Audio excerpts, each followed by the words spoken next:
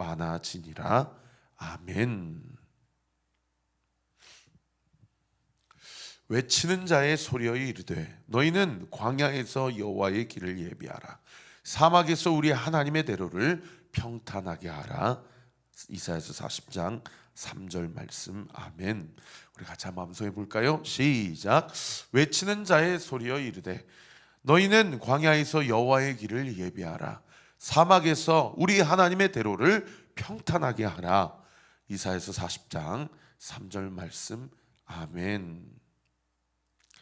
자, 19절부터 주의하면 사울이 다메섹에 있는 제자들과 함께 며칠을 있었다. 다메섹에 아나니아뿐만 아니라 이미 초대교회, 이 다메섹 교회 성도들이 있었다라는 것을 알 수 있는 그런 대목이죠.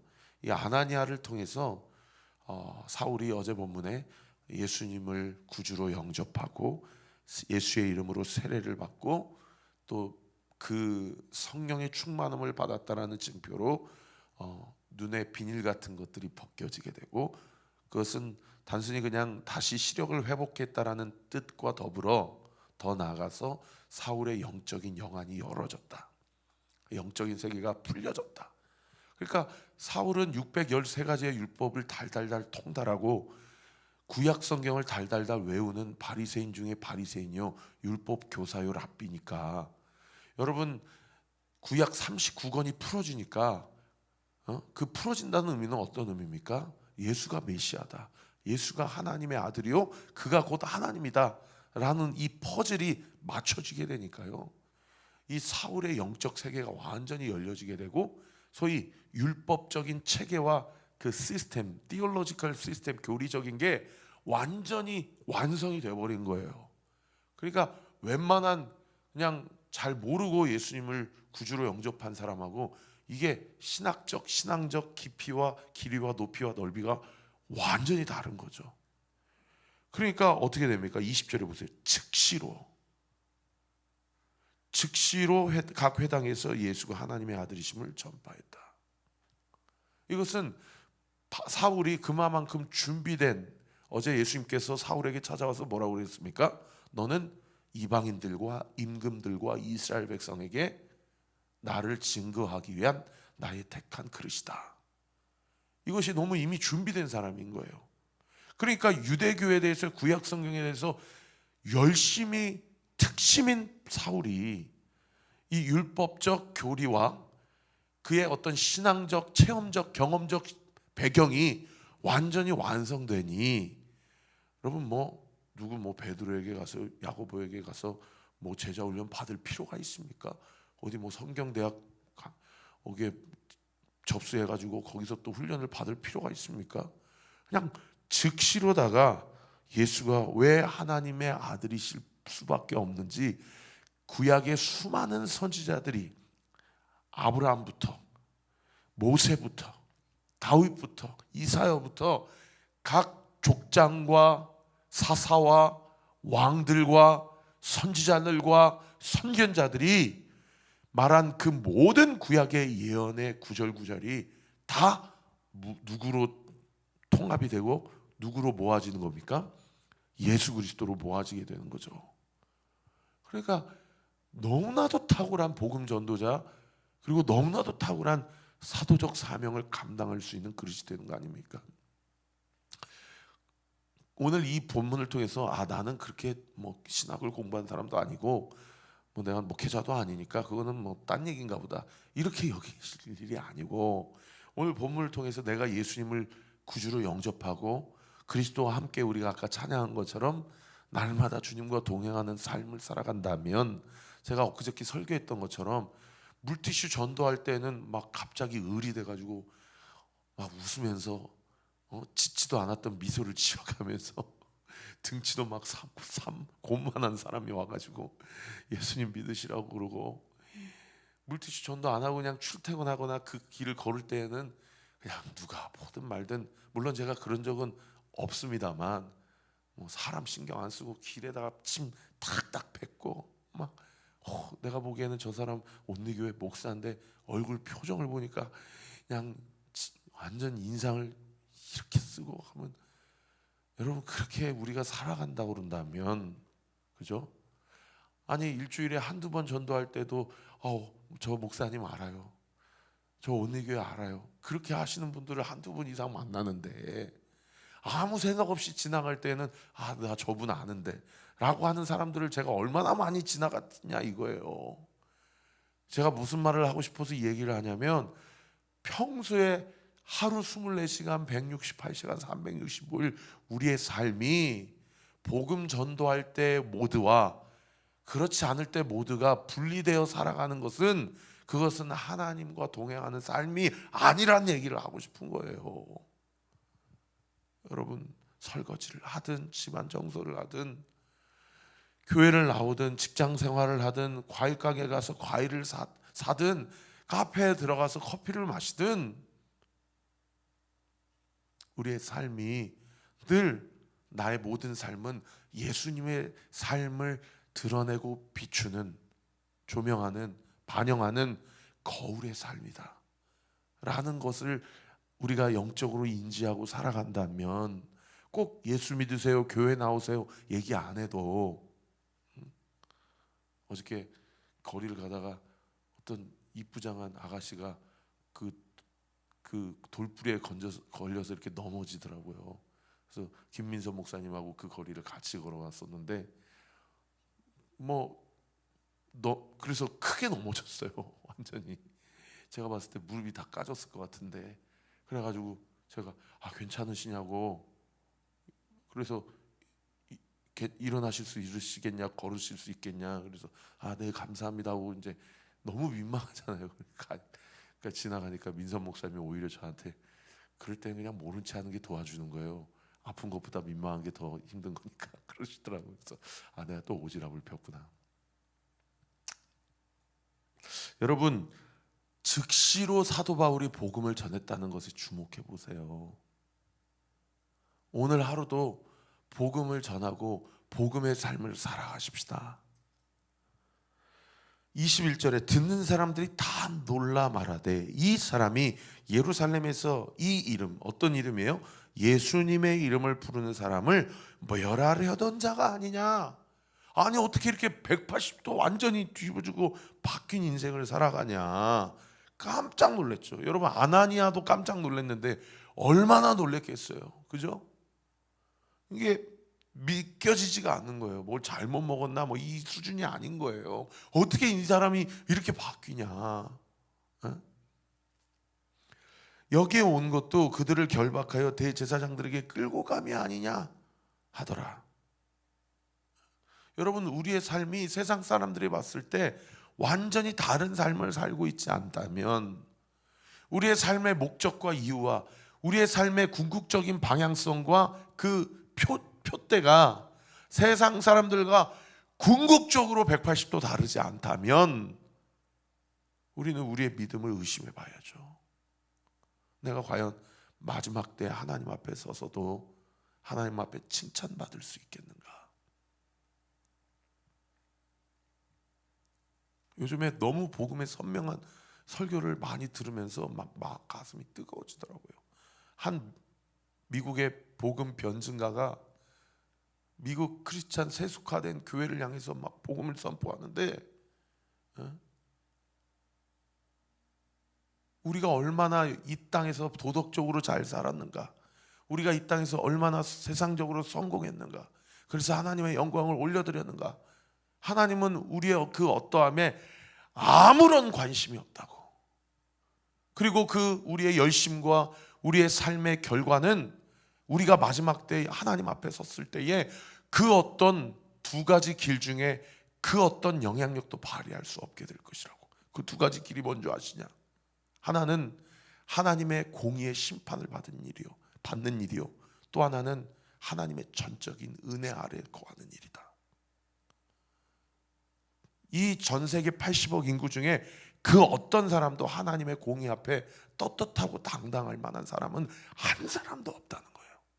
그래서 우리는 그 하나님의 앞에 섰을 때 하나님의 공의 앞에 서면 안 된다는 거예요. 철저히 하나님의 은혜 아래 서게 돼야 된다는 거예요. 그게 우리의 유일한 소망이라는 거예요. 그래서 주님이 우리가 주님 앞에 섰을 때 너 얼마나 열심히 살았냐, 너 얼마나 네가 가지고 있는 부와 네가 가지고 있는 은사와 네가 가지고 있는 능력과 네가 가지고 있는 삶의 열매를 통해서 나를 얼마나 드러냈냐, 심지어 이것도 물어보지 않으신다라는 거예요. 무엇을 물어보신다는 거예요? 다메섹에서 아니라 디베레아에서 예수님이 베드로에게 실패하고 좌절하고 완전히 망가진 베드로에게 찾아오셔서 내가 너를 사람 낚는 어부라고 내가 그렇게 사용하리라고 불러주셨는데 다시 고기 낚는 어부로 돌아간 베드로에게 찾아가셔서 뭐라고 물어보셨어요? 바요나 시모나, 네가 나를 사랑하느냐? 네가 나를 사랑하느냐? 하나님은 우리에게 뭘 물어보셔요? 여러분 놀라지 마세요. 그리고 꼭 기억해 주세요. 하나님은 우리에게 주님과의 관계를 물어보세요. 네가 나를 사랑하느냐? 나는 너를 사랑하고 내가 너를 사랑해서 너희를 위하여 나의 모든 것을 주었는데 너는 나를 사랑하느냐? 근데 우리는 자꾸 무엇에 집중을 맞춰요? 네가 나를 위해 무엇을 주었느냐, 여기에 집중을 맞춰요. 하나님 거기에서 상관이 없는데, 그죠? 엊그저께 큐티 말씀 지난주였나요? 뭐라고 그랬어요? 스테반이 복음 설교하면서 우리가 어떻게 하나님의 영이 거하시는 성전을 지을 수 있겠냐, 하늘을 창조하시고 바다를 창조하시고 땅을 창조하신 하나님을 어떤 건축물로 그분이 거하시는 것을 건축할 수 있겠냐.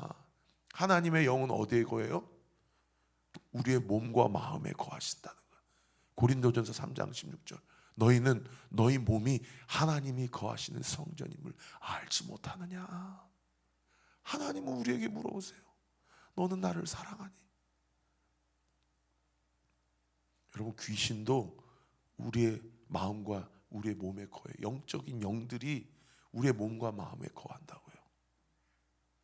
그럴 때 우리는 어떻게 해야 됩니까? 철저하게 우리의 몸을 망가뜨리고 우리 집안을 망하게 하고 교회를 무너뜨리게 하는 거짓의 영, 사탄 마귀의 영, 공중 권세 잡은 자들의 영을 대적하고 전신갑주를 취하고, 할렐루야, 성령의 검, 믿음의 방패를 가지고 우리의 영이 예수의 영이 거하시는 거룩한 성전으로. 주님이 사랑하시느냐고 물어볼 때 내가 주님을 사랑하시는 줄 주님이 아십니다. 나의 몸과 나의 인생과 나의 모든 마음과 생각이 주님의 영이 거하시는 거룩한 처소가 되기를 원합니다. 그렇게 살면 무엇을 하였느냐라는 그 덤띵, 사랑과 희락과 화평과 오래 참음과 자비와 양선과 충성과 온유와 절제의 삶의 결과와 열매는 자연스럽게 우리 인생 가운데 따라오는 거예요. 그 사람의 삶을 통해서 오늘도 그 우리의 가정이 지켜지고 교회가 세워지고 여러분의 한 사람 한 사람의 인생의 삶에 하나님 나라가 이미 임한 줄 믿으시기를 우리 구주 예수 그리스도의 이름으로 축원합니다. 여러분, 이 복음 설교 22절에 이 사울이 이 복음 설교를 할 때 어떻게 했대요? 더욱 힘을 얻었다. 힘을 얻었다라는 게 뭐 더 막 피지컬적으로 근육이 키워졌다는 얘기예요? 아니에요. 고린도후서 4장 16절인가요? 거기에서 사도 바울이 뭐라고 얘기해요? 시간이 갈수록 자기의 겉사람은 날로 후패하지만 낡아지지만 자기의 속사람은 날마다 더욱 강건해지니라. 할렐루야. 강건해지는 거예요. 그래서 예수를 그리스도라 증언하며 다메섹에 사는 유대인들을 당혹하게 했다. 23절, 여러 날이 지나매 갈라디아서 1장 17절 18절에 의하면 다메섹에서 복음 전하다가 성령의 이끌림을 받아서 사도 바울도 광야로 갑니다. 약 3년 동안 광야에서 훈련받아요. 사울도 바울도. 여러분, 우리도 광야의 시간이 있어요. 광야는 사람 살 곳이 안 돼요. 광야에는 물도 없고 먹을 것도 없고 마실 것도 없어요. 하나님이 그곳에서 바울을 혹독하게 훈련을 시키시죠. 세상에 있는 모든 세속적인 가치관들, 철학들 다 빼는 거예요. 당대 최고의 랍비가 되고 당대 최고의 열심 유대교 신자가 되고자 했었던 그 사울을 그 큰 자라고 이야기했던 자기의 이름을 작은 자 바울 되게 하시는 시간이에요. 우리 온누교회 성도들이 우리 공동체에서 함께 훈련받으면서 이 세상의 광야 앞에서 자기 인생의 가치관과 목표가 사울을 바울되게 하신 그 하나님의 강권적인 역사, 우리 사랑하는 온리교회 성도들에게도 온전히 이루어지기를 예수 그리스도의 이름으로 축원합니다. 여러 날이 지나매 유대인들이 사울을 죽이기를 공모하더니 그 계교가 사울에게 알려지니라. 3년 동안 광야 훈련을 받고 다시 다메섹 시리아 수도로 들어와 가지고 그 사울을 죽이려 하는 유대인들이 세상에 밤낮으로 성문 오가는 길목을 딱 지키고 있으니 그 25절에 보세요. 그의 제자들, 사울의 제자들 밤에 사울을 광주리에 담아 성벽에서 달아내리니라.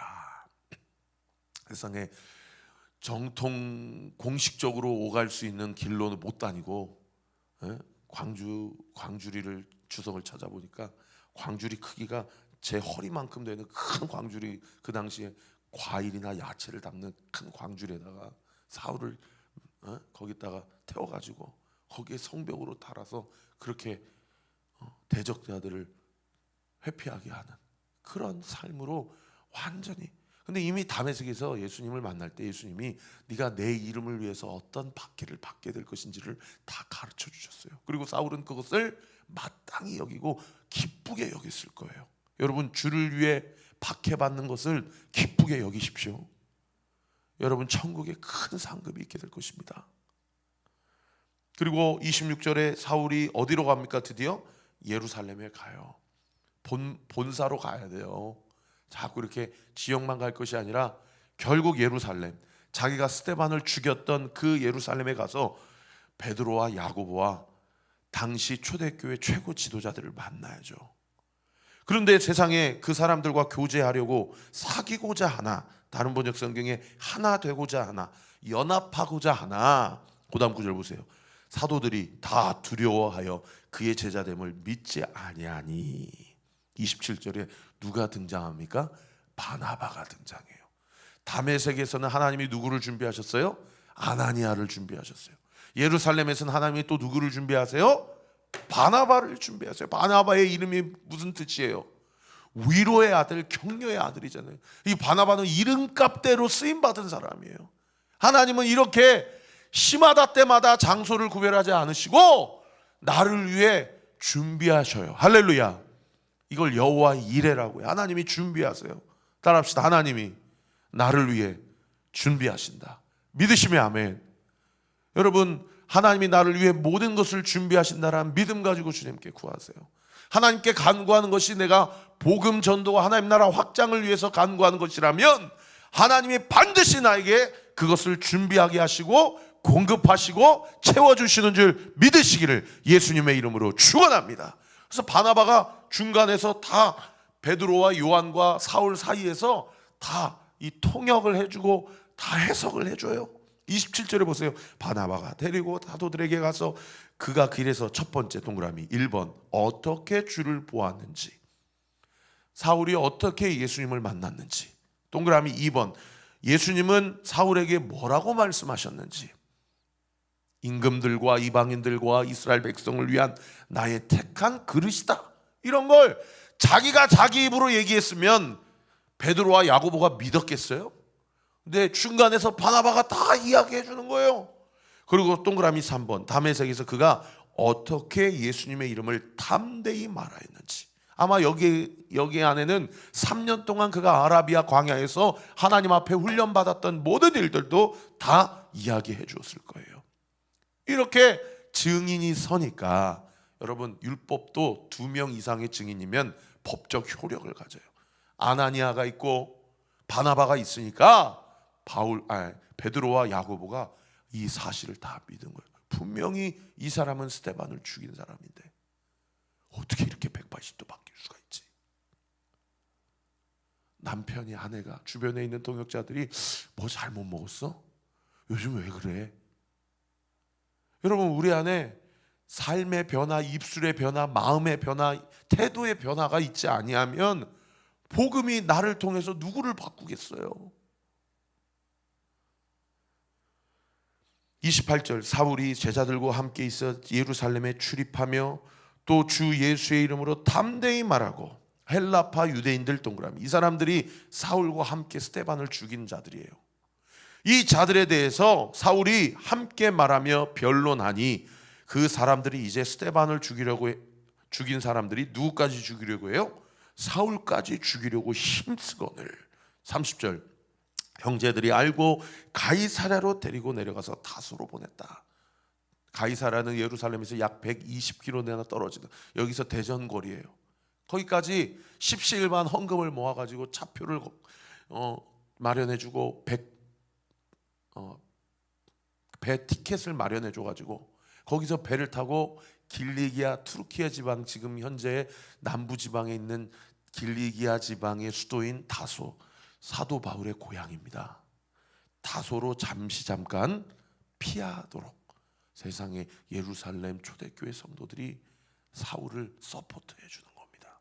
여러분, 이런 놀라운 역사가 교회 안에 일어나요.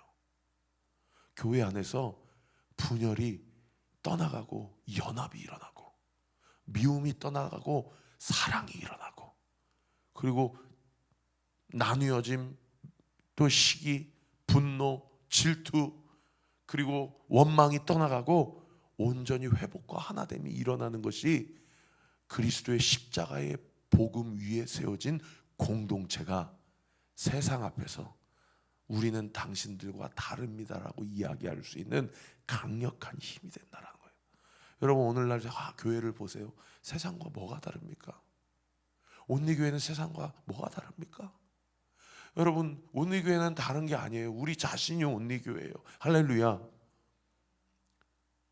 우리 교회가 세상과 무엇이 다른지를 우리 공동체를 통해 보여줘야 돼요. 그래서 우리 사모님이 온리교회 나오니 제가 진짜 우리 사모님 때문에 진짜 힘을 많이 얻거든요. 본인은 모르세요. 온리교회 저렇게 나가시더니 표정이 달라지셨어. 저분이 온리교회 다니시면서 삶이 달라졌어. 이런 얘기가 교회 가운데 나와야지 않겠습니까? 세상 가운데 나와야지 않겠습니까? 그래, 그럼 나도 온리교회 다녀야 되겠다. 여러분, 이런 얘기가 나와야지 않겠습니까? 담임 목회자가 뭘 위해서 날마다 부르짖고 날마다 기를 쓰고 목회하고 있는지 여러분 한번 저를 보셔요.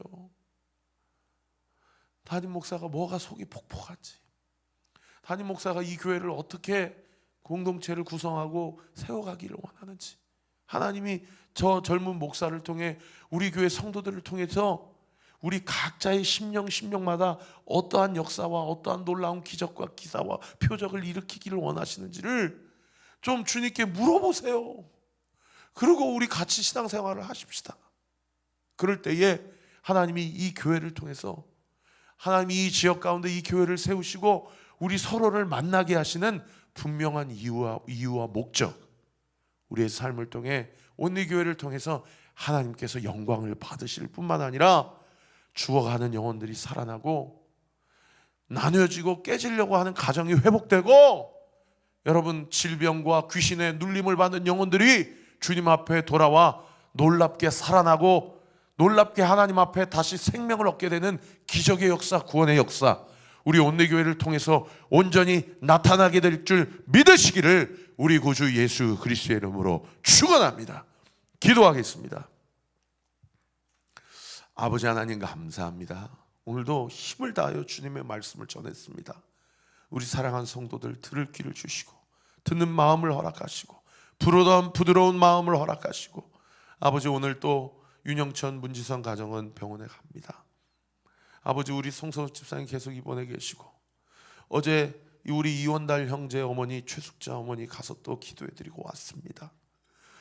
세상에 왼쪽에 마비가 많이 풀렸다고 목사님 고마워요 제 손을 잡고 이야기하시는데 제가 많이 그 병상에서 울었습니다. 아버지, 우리 성도들 어떤 형편과 상황 가운데서도 주님 바라보고 나아가게 하여 주옵소서. 2000년 전에 사울을 바울로 변화시킨 그 하나님, 그 예수님은 오늘 내가 믿는 예수님, 오늘도 내가 붙잡는 예수님, 오늘도 내가 함께하고자 하는 동일한 예수님인 줄 믿습니다. 그 믿음 가지고 우리 온리교회가 주님 앞에 나아가 하나님의 놀라우신 은혜와 능력 능력을 경험하는 기적의 역사, 구원의 역사 있게 하여 주시옵소서. 오늘 저녁에 저와 5년 동안 동역했던 우리 다니엘 기도회 팀장 우리 주성화 목사님 오셔서 주님의 말씀을 전하시다. 당장 다다음 달에 다니엘 기도 시작되는데 가장 바쁜 시간에 오셔서 하나님의 말씀을 전하십니다. 주님, 우리 이 자리가 좀 차게 해주세요. 우리 성도들 좀 하루 종일 직장일 하시고 피곤하시더라도 오늘만큼 좀 자리를 채워서 아버지 하나님, 우리 교회가 정말 이 지역 가운데 하나님께서 왜 최영천 목사를 그렇게 청빙으로 또는 미국으로 그렇게 가지 않으시고 왜 이 다산 땅으로 보내셨고 왜 3년 전에 이 교회를 개척하셨는지를 좀 우리 주목사님이 보고 좀 오륜교회 가서 좀 하나님의 마음을 그 교회에 전할 수 있도록 주님 좀 도와주세요. 그래서 좀 꼬인 관계가 있으면 풀리게 하시고 또 동역할 수 있도록 인도하여 주시고 하나님 나라 확장하는 온리교회와 오륜교회 될 수 있도록 주님 역사하시고 은혜 베풀어 주시옵소서. 오늘 이 새벽에 주님 앞에 간구하는 우리 사랑하는 성도들의 모든 기도와 간구 예수의 이름으로 명하노니 응답될 지어다, 응답될 지어다, 응답되게 될 지어다. 예수님의 이름으로 기도합니다. 아멘. 지금은 우리 구주 예수 그리스도의 은혜와 하나님의 사랑과 성령 하나님의 위력의 동충만하심이 오늘 주신 말씀을 붙잡고 오늘도 주 안에서 주님과 동행하며 승리하기로 결단하는 우리 사랑하는 교회 모든 성도들 머리 위에 지금으로부터 영원토록 함께 하시기를 간절히 축원하옵나이다. 아멘.